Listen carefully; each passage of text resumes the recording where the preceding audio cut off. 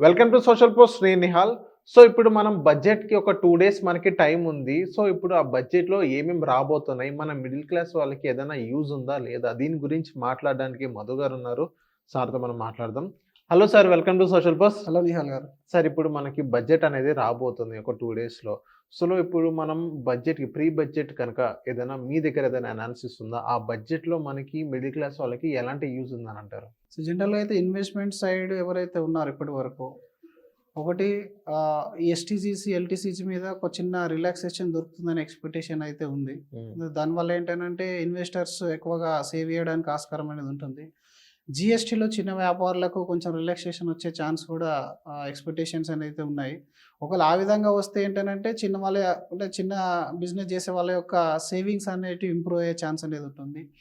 ఇంకపోతే రంగాల విషయాన్ని తీసుకుంటే ఎస్పెషల్లీ ఇన్‌ఫ్రాస్ట్రక్చర్ రంగంలో మనకు కొద్దిగా రిలాక్సేషన్ అనేది ఉంటది. ఎందుకంటే ఇన్‌ఫ్రాస్ట్రక్చర్‌లో మనకు కాస్త ఫండింగ్ గనుక ఎక్కువయింది అనంటే మాత్రం ఆ సెక్టార్ అనేది కొంచెం ఎక్కువ ఊపందుకుంటుంది.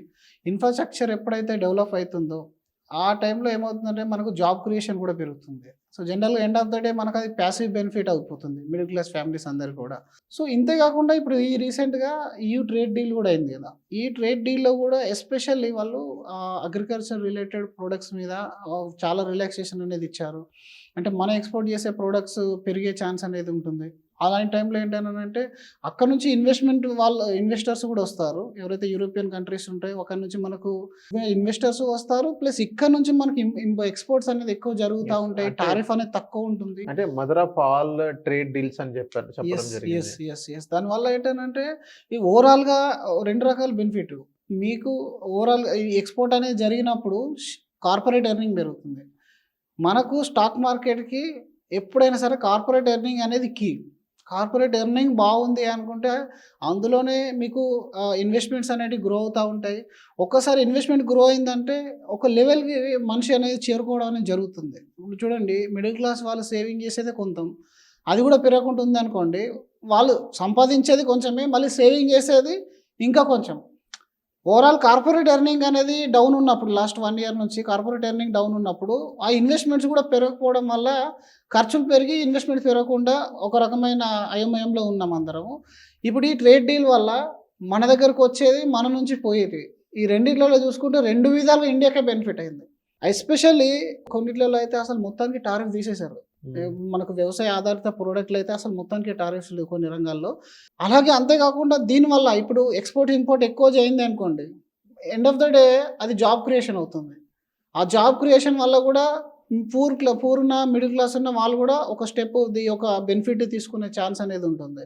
సో ఓవరాల్ మీకు ఇక్కడ బడ్జెట్‌లో కొంత అలొకేషన్ అనేది middle class and poor middle class గురించి ఆలోచించి ఎక్కువ శాతం ఈ రోజులలో మీరు చూసుకున్నట్టయితే లాస్ట్ టైం మనకు 12,00,000 వరకు ట్యాక్స్ తీసేయడం గానీ, వ్యాపారులకు జీఎస్టీ పైన కాస్త రిలాక్సేషన్ ఇవ్వడం, ఇదంతా కూడా ఏంటనంటే ఈ మిడిల్ క్లాస్ ఉన్న వాళ్ళని, పూర్ అండ్ మిడిల్ క్లాస్ ఉన్న వాళ్ళని కాస్త పైకి తీసుకొచ్చే ప్రయత్నాలే చేస్తున్నారు. ఇప్పటికింకా పీపుల్ అయితే అంత సాటిస్ఫైడ్ లేరు.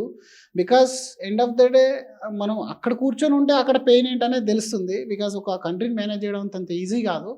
అండ్ దట్ టూ ఇలాంటి చాలా పెద్ద కంట్రీ ఉన్నప్పుడు కొన్ని రకాల అడ్జస్ట్మెంట్స్, అంటే ట్యాక్స్ ప్లేయర్స్ అయితే ఇప్పటికీ కొంచెం డిసప్పాయింటెడ్‌గానే ఉన్నారు. ఈవెన్ దో 12,00,000 వచ్చినప్పటికీ 12,00,000లో ఇలాంటి మెట్రో సిటీస్‌లో అంత ఈజీ కాదు లైఫ్ స్టైల్. అప్ టు 12,00,000 కాదు, 20,00,000 వరకు అసలు జీరో ఉండాలి.